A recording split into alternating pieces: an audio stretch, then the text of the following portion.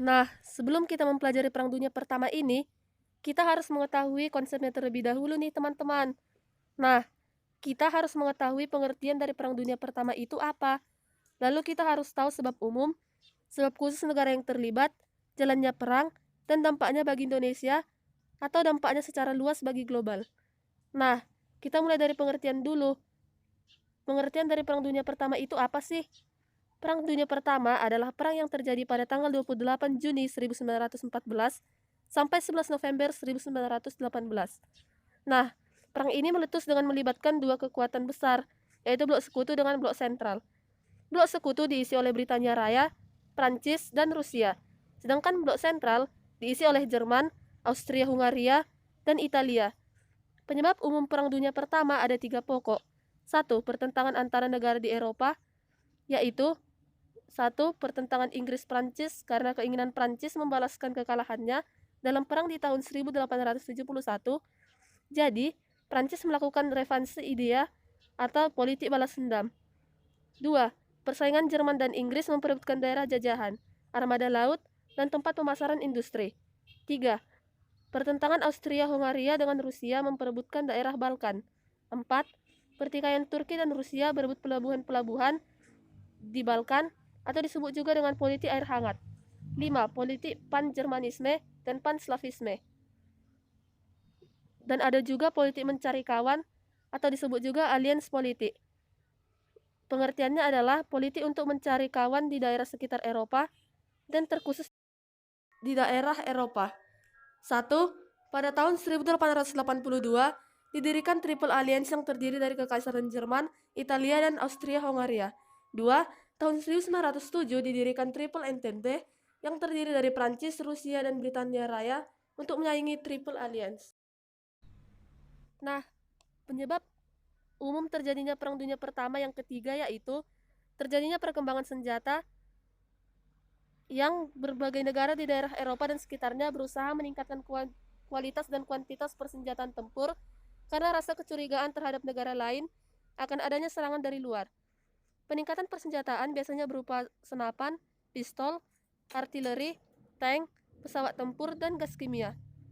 Penyebab khusus dari Perang Dunia I adalah satu, terbunuhnya putra mahkota Austria di tanggal 28 Juni. Putra mahkota Austria Franz Ferdinand dan istrinya Sophie di Sarajevo, ibu kota Bosnia, terbunuh oleh Gavrilo Princip yang merupakan anggota kelompok nasionalis Serbia. 2. Deklarasi Perang Pihak Sentral. Pada tanggal 1 Agustus 1914, sekutu Austria yaitu Jerman menyatakan perang terhadap Rusia. 2. Tanggal 4 Agustus 1914, Jerman menyatakan perang terhadap Prancis dan Inggris. Dan dalam waktu singkat, perang meluas ke seluruh Eropa. Yang ketiga, Ultimatum Hesburgh. Ultimatum Hesburgh adalah ultimatum yang diberikan Austria kepada Serbia agar menyerahkan pembunuhnya dalam waktu dekat, tapi ultimatum itu tidak digubris oleh Serbia. Akibatnya, Austria mengumumkan perang terhadap Serbia pada 28 Juli 1914. Yang terakhir, aliansi yang terlibat adalah Blok Sentral, yaitu Jerman, Italia, Austria, dan Hongaria. Yang kedua, Blok Entente, Prancis, Rusia, Britania Raya, atau Inggris. Blok sentral terdiri dari Jerman, Italia, Austria, Hongaria, Bulgaria, Turki, Utsmani adalah satu negara. Dan blok NTT terdiri Prancis, Rusia, Britania Raya. Nah, ini bisa kita singkat dengan julukan jelita atau Jerman, Italia, Austria, Hongaria. Paruri yaitu Prancis, Rusia, Britania. Nah, karena terdapat aliansi yang terlibat, maka setiap aliansi mempunyai pertemanan dengan negara-negara lain. Maka dari itu, Turki Utsmani salah satu aliansi dari Jerman ikut ke blok sentral. Teman-teman, dan Bulgaria juga salah satu pihak yang berada di blok sentral, sementara di blok NTT terdapat Amerika Serikat yang masuk ke blok NTT.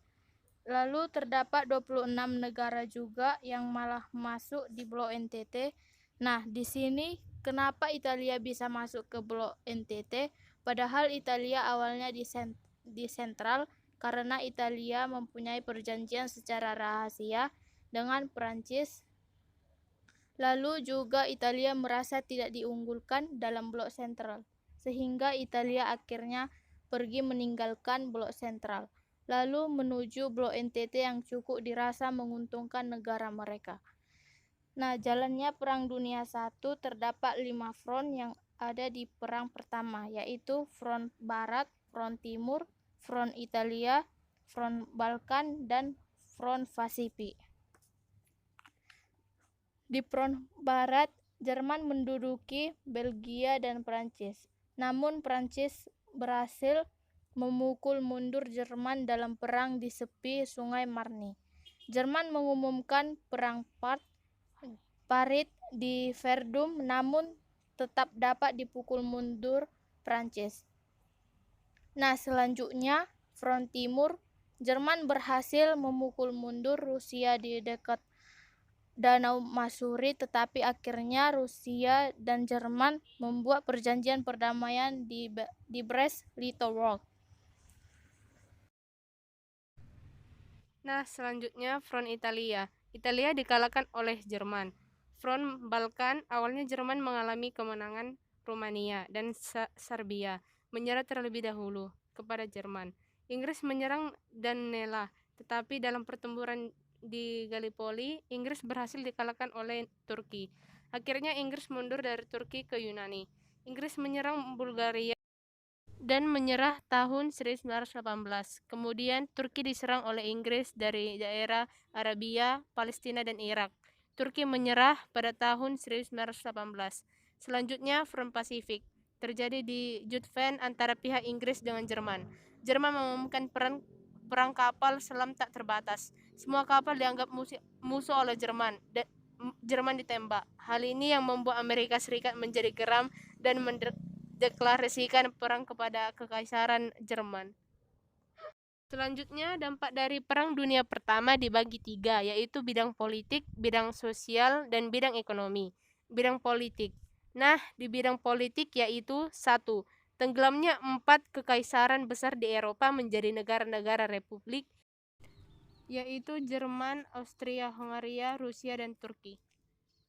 2. Munculnya negara-negara baru seperti Italia, Rumania, Polandia, Kolombia, Rusia, Hungaria, Irak, Iran, Yordania, Mesir, Arab Saudi, Syria, atau Suriah.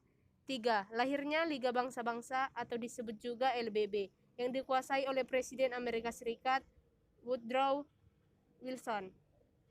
4. Munculnya paham fasis di Italia, Nazi di Jerman, nasionalisme di Turki, militer di Jepang, dan komunis di Rusia. 5. Austria-Hungaria terbagi menjadi beberapa negara pengganti, termasuk Austria, Hungaria, Cekoslovakia, dan Yugoslavia. Nah, selanjutnya dampaknya pada bidang ekonomi yaitu banyaknya infrastruktur yang hancur, pusat-pusat industri di Eropa juga hancur, terjadinya pengangguran massal di Eropa, dan ini yang menyebabkan timbulnya krisis Malais pada tahun 1929, yakni krisis ekonomi dunia yang diawali hancurnya sektor-sektor ekonomi Amerika Serikat. Di bidang ekonomi juga terdapat hutang akibat peminjaman biaya perang, baik kepada rakyat maupun negara lain. Pada bidang sosial dampaknya yaitu Perang Dunia Pertama yang berlangsung selama 4 tahun telah menelan banyak korban, baik yang tewas, luka-luka, ditahan, bahkan yang hilang. Dan negara-negara Eropa banyak kehilangan pemuda, dan peranan perempuan meningkat menggantikan generasi muda yang gugur dalam perang. Nah, ini munculnya emansipasi wanita. Selanjutnya, Perang Dunia Pertama membutuhkan perlengkapan sehingga mendorong produktivitas industri yang semakin besar. Banyaknya korban meninggal, terutama laki-laki, telah menurunkan angka kelahiran dan populasi di Prancis. Lalu dibentuknya League of Nations atau Liga Bangsa-Bangsa pada 1919 dan terjadinya peluburan kelas sosial menuju pemerintahan yang lebih demokratis. Selain itu, terdapat juga dampak Perang Dunia Pertama yang dalam artian secara politik, yaitu terdapat berbagai perjanjian yang ada setelah Perang Dunia Pertama. Antara lain, Perjanjian Versailles, Perjanjian Saint-Germain, Perjanjian Cyprus, Perjanjian Neuilly, dan Perjanjian Trianon. Yang pertama yaitu Perjanjian Versailles pada tanggal 28 Juni 1918 antara pihak sekutu dan Austria yang isinya adalah Jerman menyerahkan Alsace-Lorraine kepada Prancis dan Eupen-Malmedy kepada Belgia. Lalu selanjutnya Danzig dan sekitarnya menjadi kota merdeka di bawah Liga Bangsa-Bangsa. Nah, Jerman pun kehilangan semua tanah jajahannya yang diambil oleh Inggris, Prancis, dan Jepang.